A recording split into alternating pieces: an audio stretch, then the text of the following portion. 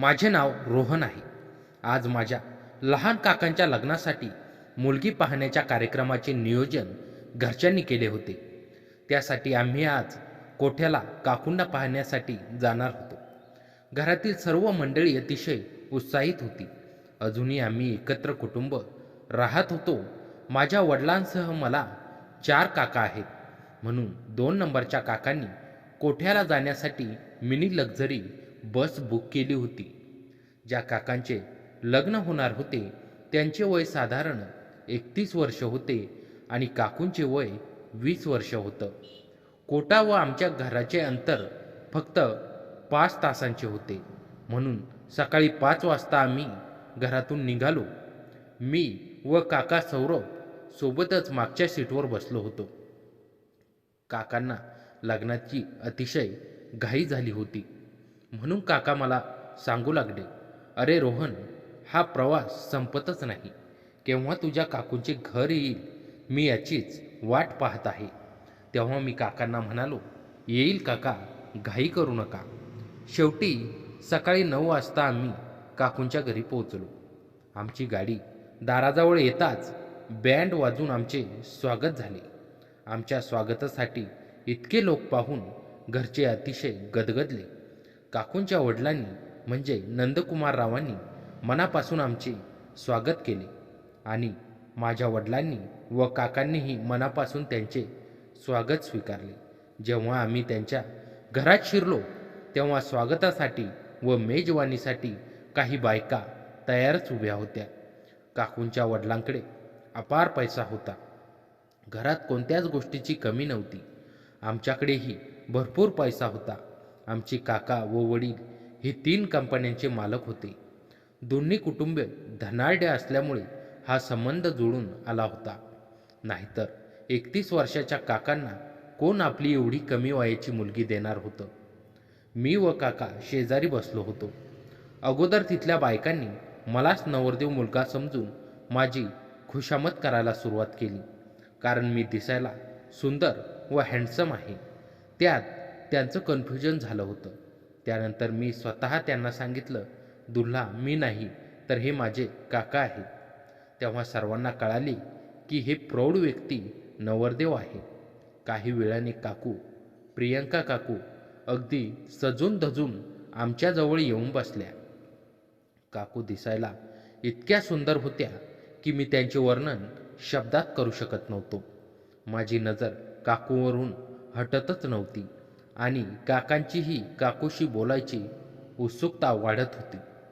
मी ज्यावेळी काकूंकडे एकटक नजरेने पाहत होतो त्याच वेळी काकांनी हाताचा कोपरा माझ्या शरीरावर आदळला आणि म्हणाले, "रोहन, कशी आहे तुझी काकू?"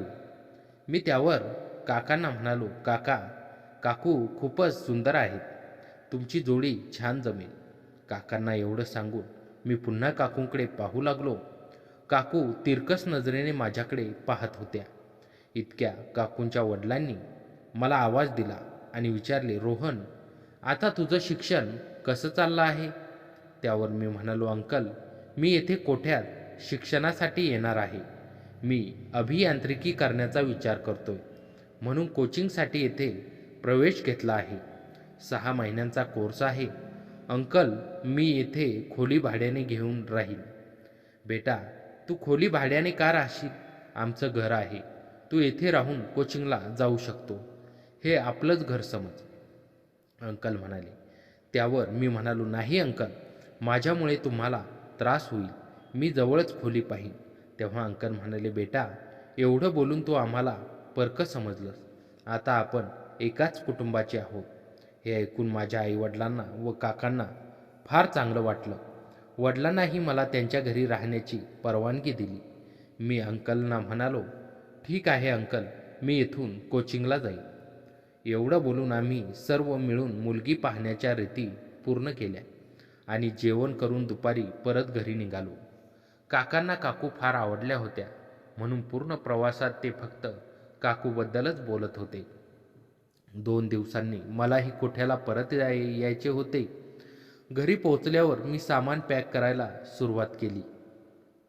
6 महिन्यांचे सर्व सामान व कपडे मी बॅगेत ठेवले. दुसऱ्या दिवशी दुपारी मी व काका पुन्हा काकूंच्या घरी पोहोचलो. काका मला सोडून दुसऱ्या दिवशी परत जाणार होते. मी काकांना म्हणालो, छान झालं काका, तुम्ही माझ्यासोबत आला. काकूंशीही भेट होईल. त्यावर काका म्हणाले, अरे रोहन, म्हणूनच मी आलोय. त्या दिवशी सर्व पाहुण्यामध्ये काकूंशी बोलता आलं नाही. आज रात्री जेवायला बाहेर जाऊ, तेव्हा भरपूर गप्पा मारेल. रात्री 8 वाजता आम्ही काकूंच्या घरी पोचलो. श्री नंदकुमारराव यांनी आमचे स्वागत केले, पण काकांची नजर फक्त काकूंना शोधत होती. थोडा वेळ आम्ही गप्पा मारल्या.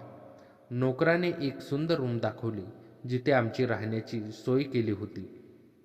फ्रेश होऊन आम्ही जेवणासाठी डायनिंग टेबलजवळ आलो. काका बाहेर हॉटेलमध्ये जेवायला जाऊ इच्छित होते, पण ते शक्य झालं नाही. जेवणानंतर सासऱ्यांनी आराम करण्यास सांगितले. रूममध्ये आल्यावर मी TV पाहू लागलो, तर काका बेडरूममध्ये झोपून मोबाईल पाहत होते. अर्ध्या तासाने काकूंनी आमच्या रूममध्ये प्रवेश केला. काका लगेच उठून बेडवर बसले. मी म्हणालो, काकू या ना. काकू पंजाबी ड्रेसमध्ये अतिशय सुंदर दिसत होत्या. मला वाटले या दोघांमध्ये माझे काही काम नाही, म्हणून मी बाल्कनीत गेलो. तिथून मी त्यांच्याकडे पाहत होतो. काकू काकांजवळ बसल्या होत्या. हातात हात होता. ते हसत होते. काकांनी काकूंच्या गालावर हलकंच किस केलं. काकू लाजत बसल्या. हे दृश्य पाहून माझ्याही मनात ढवळाढवळ झाली. काही वेळाने काकूंनी मला आवाज दिला, रोहन इकडे ये. मी गेलो. त्या म्हणाल्या, जोपर्यंत तू येथे आहेस काही लागल्यास मला सांग. मी म्हणालो, ठीक आहे. रात्री 11 वाजता मी झोपलो. काका फोनवर बोलत होते. 12 वाजता मी जागा झालो. तो काका शेजारी नव्हते. मी बाथरूममध्ये पाहिलं, तिथं पण ते नव्हते. बाल्कनीत पाहिलं, तिथंसुद्धा नव्हते. मग बाहेर पडलो. शेजारच्या रूमचं दार अर्ध उघडं होतं. आत ढकललं आणि पाहिलं तर काका व काकू एकमेकांच्या ओठावर ओठ ठेवून प्रेमात मग्न होते. त्यांना माझी जाणीव नव्हती. हळूहळू त्यांनी बाजूला ठेवून अर्धा तास प्रेम केलं. मी ते दृश्य पाहत राहिलो. माझ्या मनातही काकूंबद्दल आकर्षण वाढू लागलं. नंतर मी माझ्या रूममध्ये येऊन झोपलो. सकाळी मी उशिरा उठलो. काका नव्हते. मी काकूंच्या रूममध्ये गेलो. काकू म्हणाल्या, तुमचे काका सकाळीच निघून गेले, काम होते म्हणे. मी गुड मॉर्निंग म्हणालो. काकूंनी चहा दिला. त्या दिसायला खूप सुंदर होत्या. काकू म्हणाल्या, आज काय प्लॅनिंग आहे? मी म्हणालो, आज रविवार, उद्यापासून क्लासेस. काकू म्हणाल्या, तर चल, मला घेऊन चल कुठेतरी. संध्याकाळी आम्ही चित्रपट पाहायला गेलो. चित्रपट सुरू असताना अचानक पाऊस आला. चित्रपट संपल्यावर आम्ही बाहेर पडलो. एका गाडीने माझ्यावर चिखलाची पाणी उडवली. मी पूर्णपणे ओलेचिंब झालो. घरी आल्यावर मी रूममध्ये कपडे बदलू लागलो. काकूही आल्या. त्यांनीही गाऊन घातला होता. मी टॉवेल गुंडाळून उभा होतो. काकू माझे कपडे उचलायला खाली वाकल्या. तेव्हा माझी नजर त्यांच्याकडे गेली. त्यांनी माझा टॉवेलकडे पाहिलं. काकू म्हणाल्या, रोहन, गिझरचं पाणी गरम करून आंघोळ कर, बाहेर थंडी आहे. मी आंघोळ केली. दरम्यान काकांचे मिस कॉल आले. मी काकांना फोन लावला. काका म्हणाले, प्रियंकाचा फोन लागत नाही, तिला सांग की मला फोन करावं. मी काकूंच्या रूममध्ये गेलो. दार ढकललं असता काकू कपडे बदलत होत्या. त्यांची पाठ माझ्याकडे होती. त्यांनी मान वळवली आणि आमची नजरानजर झाली. मी धक्क्याने बाहेर पळालो. माझ्या रूममध्ये जाऊन डोक्याला हात लावून बसलो. काकू आल्या. मी माफी मागितली. काकू, मला नॉक करायला हवं होतं. काकांनी सांगितलं होतं तुम्हाला फोन करायला. काकूंनी माझे हात हातात घेतले आणि म्हणाल्या, रोहन, विसरून जा, तो हा एक हादसा होता.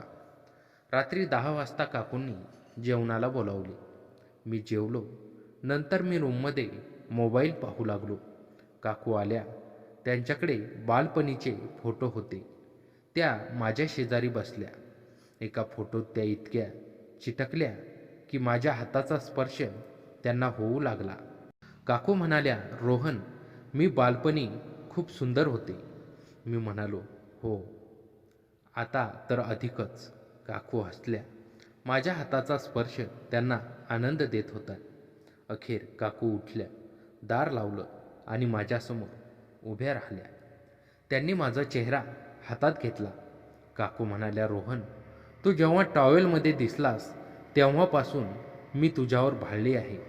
तुझे काका मला मनाची शांती देऊ शकत नाही. मला तुझी गरज आहे. मी म्हणालो, पण काकू, हे चुकीचं आहे. तरीही काकूंनी माझ्या ओठांवर ओठ ठेवले. 15 मिनिटे आम्ही एकमेकांचा आनंद घेतला आणि नंतर आम्ही बाजूला ठेवून अर्धा तास प्रेम केलं. त्या रात्रीपासून 6 महिने आम्ही दररोज रात्री असेच प्रेम करत असू. काकू काकांशी फक्त औपचारिक फोनवर बोलत असत. मी कोचिंगला जात असे. रात्री 9 नंतर काकू माझ्यासोबत झोपत असत. जर मी उशीर आलो तर काकू फोन करून विचारत असत. अशा रीतीने लग्ना अगोदरच मी काकूंना रात्रीच्या वेळी खुश ठेवत असे.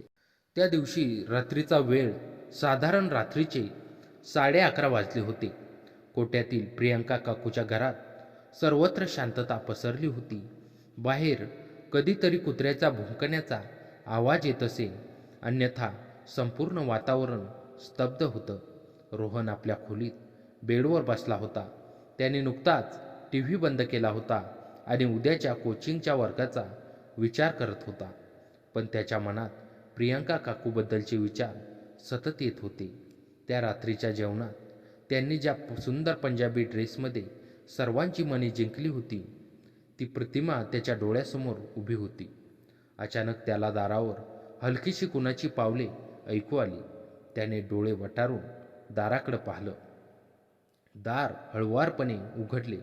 प्रियंका काकू अर्धवट उघड्या दारात उभ्या होत्या. त्यांच्या हातात चहाचा कप होता. त्यांनी सौम्य आवाजात विचारलं, रोहन, झोपलास का? मला वाटलं तुला चहा प्यायला आवडतो. रात्रीचा ताजा चहा पिशील का? रोहनने लगेच उठून दाराजवळ जाऊन चहाचा कप हातात घेतला.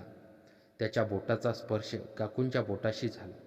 तो स्पर्श केवळ 2 सेकंदाचा होता, पण रोहनच्या अंगावर विजेचा धक्का बसल्यासारखे झाले. त्याने कप घेतला आणि आपल्या बेडवर ठेवला. रोहन म्हणाला, धन्यवाद काकू. इतक्या रात्री तुम्ही माझ्यासाठी त्रास घेतला. मी स्वतः घेऊन गेलो असतो.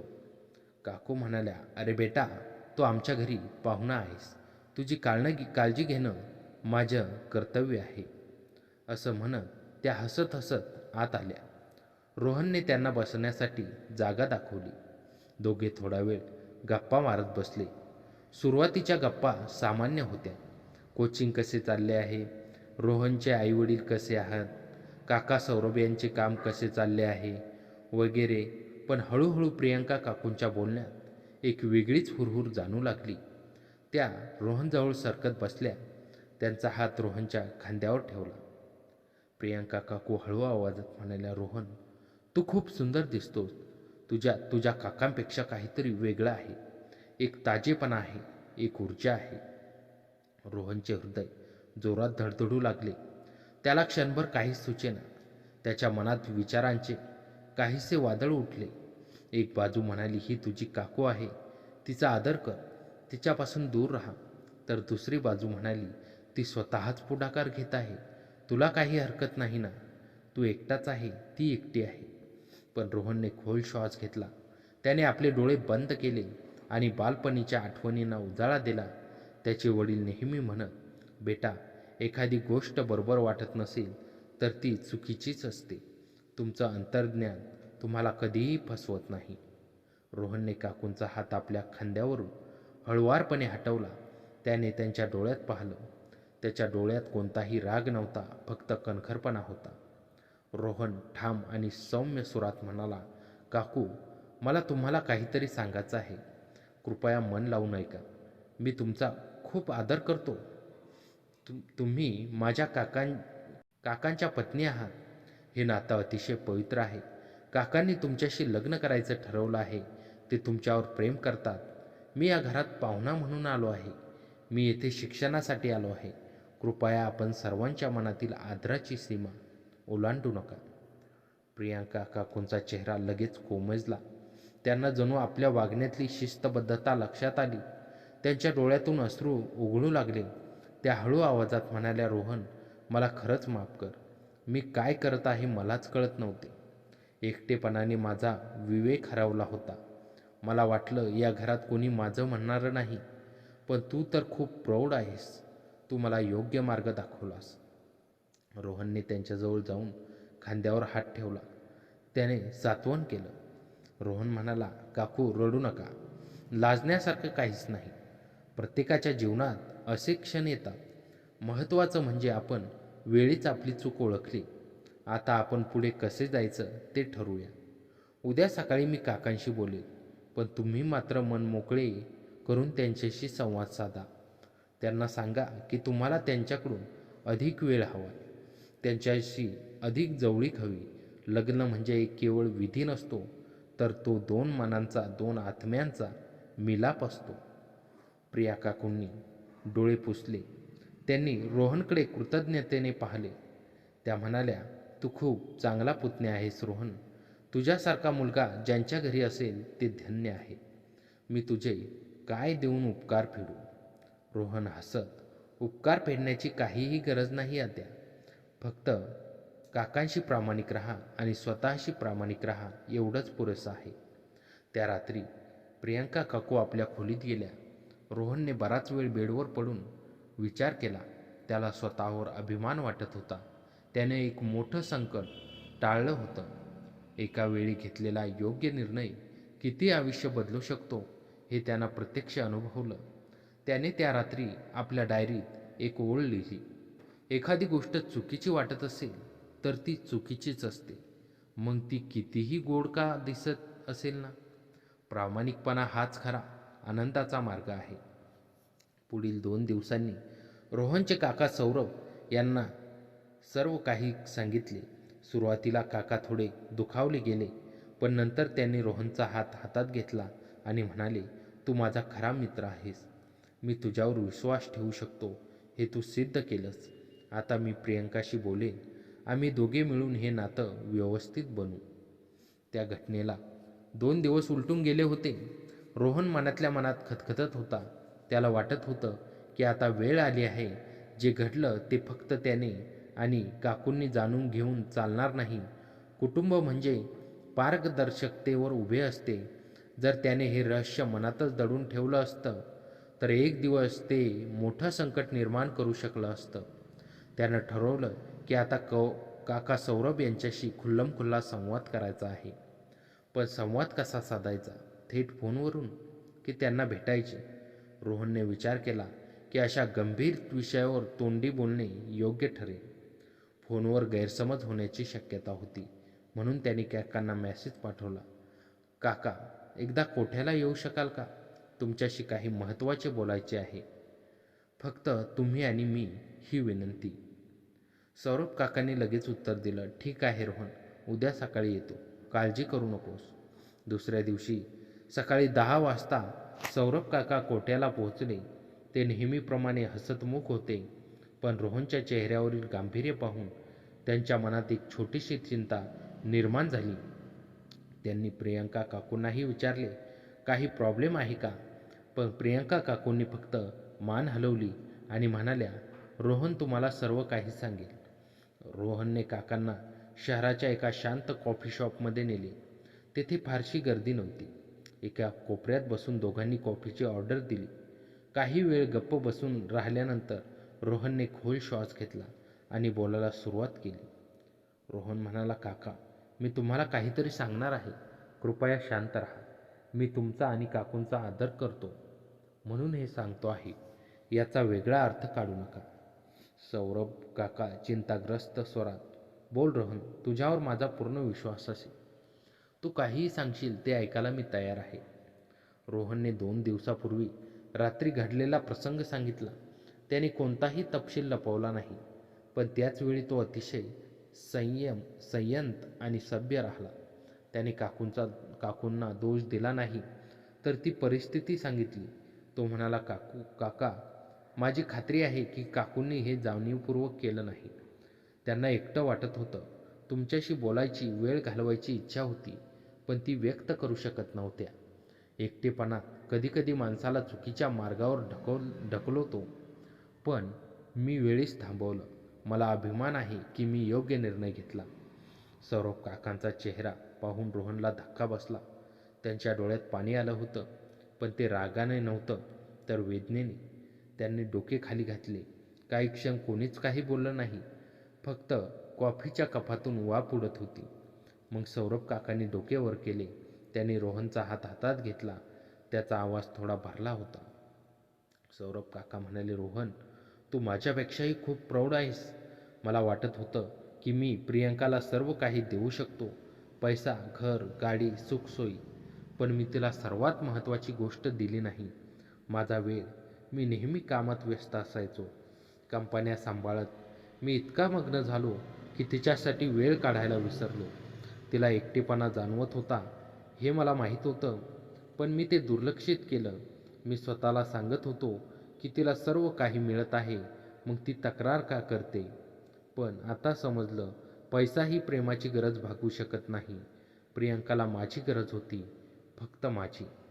रोहनने काकांचा हात घट्ट पकडला. रोहन म्हणाला, काका, रडू नका. आता हाती आलेला प्रसंग सुधारण्याची संधी आहे. आपण सर्व मिळून हे नातं अधिक मजबूत बनवू शकतो. पण त्यासाठी तुम्हाला काकूंशी मन मोकळेपणाने बोलावे लागेल. त्यांना सांगा की तुम्ही त्यांच्यासोबत अधिक वेळ घालवाल, त्यांच्या आवडीनिवडी समजून घ्याल, त्यांच्या स्वप्नांना साथ द्याल. लग्न म्हणजे फक्त एक करार नसतो, तो एक प्रवास असतो जो दोघांनी एकत्र पार करायचा असतो. सौरभ काका म्हणाले, तू अगदी बरोबर बोललास. मी आजच प्रियंकाशी बोलेल. आता उशीर करणे योग्य नाही, पण त्याआधी मला तुझे आभार मानायचे आहे. तू वेळीच थांबला नसतास तर मला विचारही करायला भीती वाटते. तू केवळ माझा पुतण्या नाहीस, तर तू माझा खरा मित्र आहेस. मी तुझ्यावर कितीही विश्वास दाखवला तरी कमी आहे. त्या संध्याकाळी रोहनने जाणीवपूर्वक काकूंना एकटे सोडले. तो म्हणाला, मी बाहेर फिरायला जातो. तुम्ही दोघे वेळ काढा आणि शांतपणे बोला. सौरभ काका प्रियंका काकूंच्या खोलीत गेले. सुरुवातीला दोघांमध्ये काहीशी जड शांतता होती. मग सौरभ काकांनी पुढाकार घेतला. त्यांनी प्रियंकाकडे पाहिले आणि म्हणाले, प्रियंका, मी तुझ्याकडे दुर्लक्ष केलं. मी एक वाईट नवरा ठरलो. पण आजपासून सर्व बदलेल. मला तुझ्यासोबत वेळ घालवायचा आहे, तुझ्याशी गप्पा मारायच्या आहेत. तू जे स्वप्न पाहिलंस ते पूर्ण करण्यासाठी मी तुझ्यासोबत आहे. कृपया मला एक संधी दे. प्रियंका काकूंच्या डोळ्यात अश्रू सरकले, पण यावेळी ते दुःखाचे नव्हते तर दिलाशाचे होते. त्या म्हणाल्या, सौरभ, मीही चुकले. माझ्या मनात चुकीचे विचार आले, पण रोहनने मला वाचवले. तू देवाने पाठवलेला दूत आहे. आपण दोघांनी मिळून एक नवीन सुरुवात करूया. भूतकाळ विसरून जाऊया. पण हो, रोहनचे माझ्या आयुष्यातील योगदान मी कधीच विसरणार नाही. त्या रात्री दोघांनी बराच वेळ गप्पा मारल्या. त्यांनी एकमेकांच्या आवडीनिवडी समजून घेतल्या. सौरभ काकांनी कबूल केले की त्यांना संगीताची आवड आहे, पण ते कधी बोलले नव्हते. प्रियंका काकूंनी त्यांना सांगितले की त्यांना चित्रकलेची आवड आहे, पण ती कधीच व्यक्त करू शकली नव्हती. त्या रात्रीपासून त्यांनी ठरवले की दर शनिवार ते एकत्र वेळ घालवतील, संगीत ऐकतील, चित्र काढतील किंवा फिरायला जातील. पुढील काही दिवसात रोहनने जाणीवपूर्वक काकू काकांच्या नात्यात एक सेतू म्हणून काम केलं. त्याने त्यांना एकत्र येण्यासाठी प्रोत्साहित केलं. तो म्हणाला, काका, तुम्ही काकूंना सिनेमाला घेऊन जा. काकू, तुम्ही काकांची आवडती डिश बनवा. लहान लहान गोष्टी मोठे बदल घडवून आणतात. सौरभ काकांनी रोहनच्या सल्ल्याने काम सुरू केलं. त्यांनी एक दिवस प्रियंका काकूंना सरप्राईज म्हणून एक सुंदर चित्रफलक आणि रंगांचा सेट भेट दिला. प्रियंका काकू खुश झाल्या. त्यांनी त्या दिवशी एक सुंदर चित्र काढलं. एक फुललेलं झाड ज्याच्या खोडावर 2 पक्षी बसले होते. त्या चित्राचा अर्थ होता, एकटेपणाच्या हिवाळ्यानंतर आता वसंत आला आहे. रोहनने ते चित्र पाहिलं आणि म्हणाला, हे चित्र तुमच्या नात्याचे प्रतीक आहे काकू. तुम्ही दोघे ते पक्षी आहात, एकाच झाडावर बसून संपूर्ण जग पाहत आहात. हेच खरं प्रेम आहे. एका महिन्यानंतर परिस्थिती पूर्णपणे बदलली होती. सौरभ काका आता नियमितपणे प्रियंका काकूंना फोन करत असत. ते दर आठवड्याला एकदा तरी कोठ्याला भेटायला येत असत. काकूंचा एकटेपणा हळूहळू कमी झाला होता. त्या आता आनंदी आणि उत्साही दिसत होत्या. त्यांनी आपला छोटासा व्यवसाय सुरू केला होता, हाताने बनवलेले दागिने. रोहन त्यांना ऑनलाईन मार्केटिंगमध्ये मदत करत असे. एकदा रोहनला काकांनी गाठीत घेतले आणि म्हणाले, रोहन, तुझ्यामुळे माझं घर वाचलं. मी तुझं काय देऊन उपकार फेडू? रोहन हसला आणि म्हणाला, काका, उपकार फेडण्याची काही गरज नाही. फक्त हेच पुरेसं आहे की तुम्ही दोघे आनंदी आहात. हाच माझा मोबदला आहे. पण हो, एक वचन द्या. तुमच्या नात्यात कधीही न बोललेले शब्द असू देऊ नका. प्रेम व्यक्त करण्यासाठी शब्दांची गरज नसते, पण तरीही वेळोवेळी मी तुझ्यावर प्रेम करतो असे म्हणत राहा. त्या दिवसापासून रोहनला काका काकूंच्या घरात मानाचा मुलगा म्हणून पाहिले जाऊ लागले. त्याचे मत सर्वात महत्त्वाचे मानले जात असे. रोहनने सिद्ध केलं की एका योग्य निर्णयाने अनेक आयुष्य बदलू शकतात. त्या संवादानंतर आता वेळ आली होती बदलाची, फलश्रुती पाहण्याची. रोहनच्या कोचिंग क्लासेस सुरू झाल्या होत्या. सकाळी 7 वाजता त्याला क्लासला जायचे असल्यामुळे त्याची दिनचर्या अतिशय शिस्तबद्ध झाली होती. पण या 6 महिन्यांच्या काळात केवळ रोहनच नव्हे तर संपूर्ण घरात एक सकारात्मक ऊर्जा संचारली होती. रोहन रोज सकाळी 5 वाजता उठत असे. तो आपल्या खोलीत अर्धा तास ध्यान करत असे. हे ध्यान त्याने काकूंच्या सांगण्यावरून सुरू केलं होतं. काकू स्वतः बुद्धिस्ट ध्यान पद्धतीचा अभ्यास करत होत्या. रोहननेही त्यात रस घेतला. त्याला जाणवले की ध्यानामुळे त्याच्या एकाग्रतेत लक्षणीय वाढ झाली आहे, सुधारणा झाली आहे. सकाळी 6 वाजता तो काकूंसोबत चहा प्यायचा.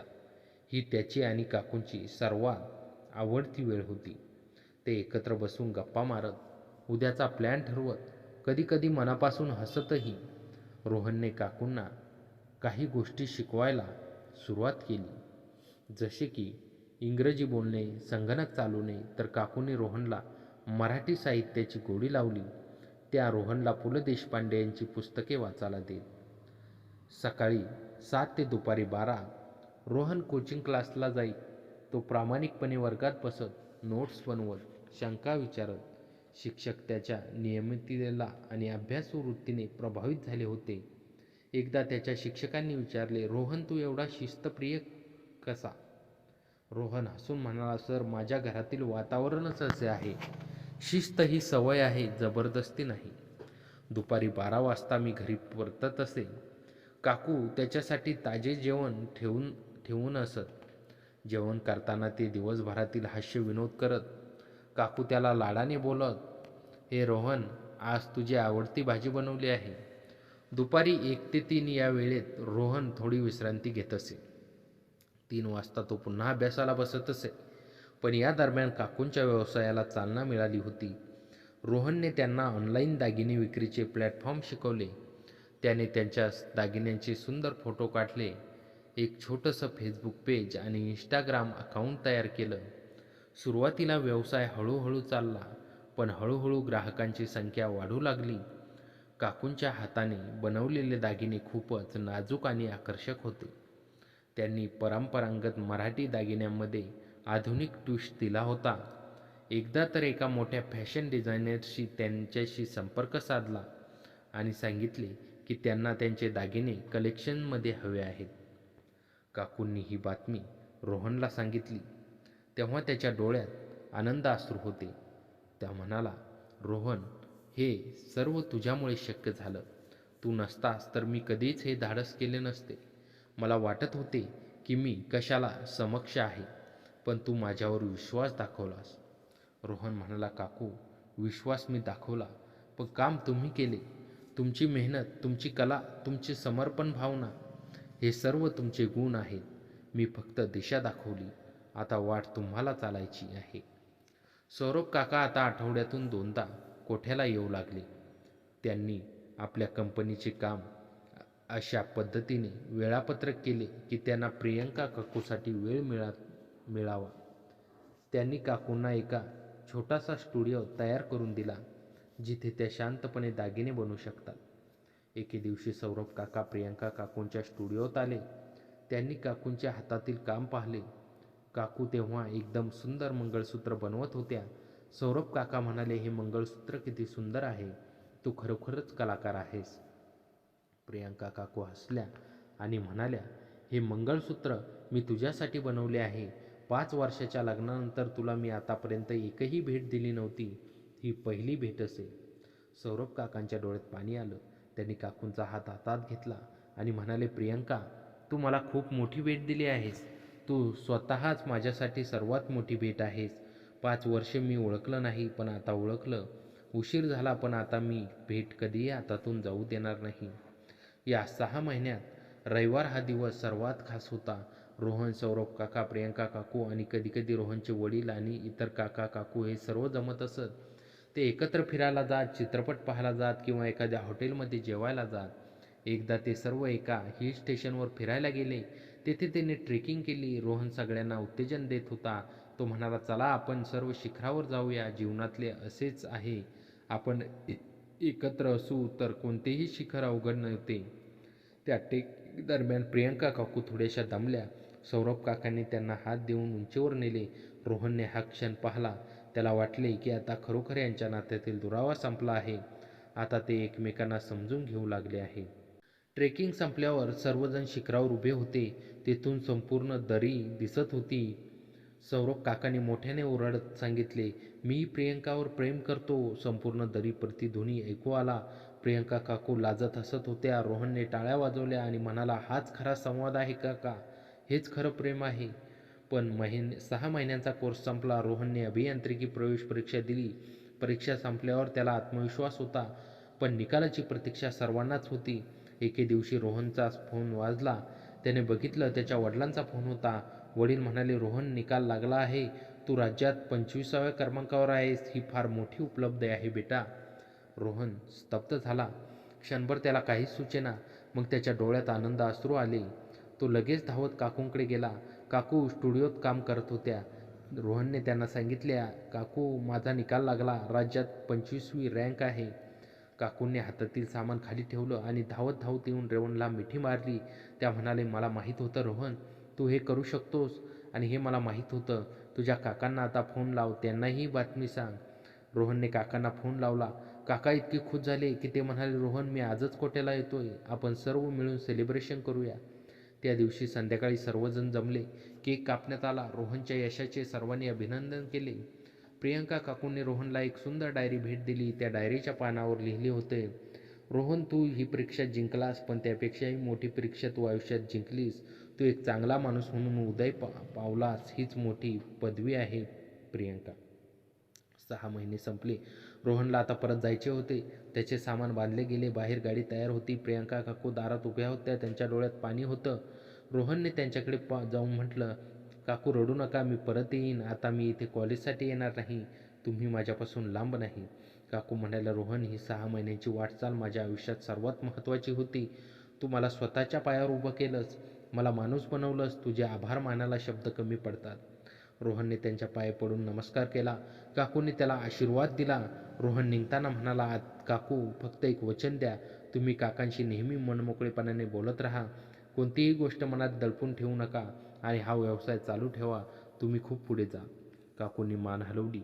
गाडी निघाली. रोहनने मागे वळून पाहिले.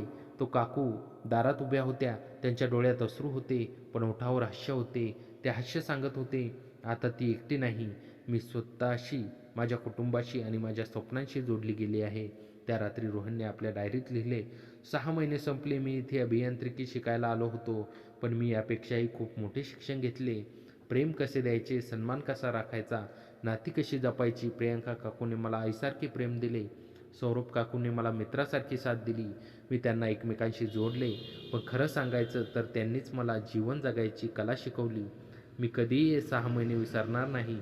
मी माझ्या आयुष्यातील सर्वात सुंदर वेळ होती. तर मित्रांनो, कथा कशी वाटली कमेंटमध्ये नक्की कळवा आणि चॅनलवर नवीन असाल तर आता सबस्क्राईब करा.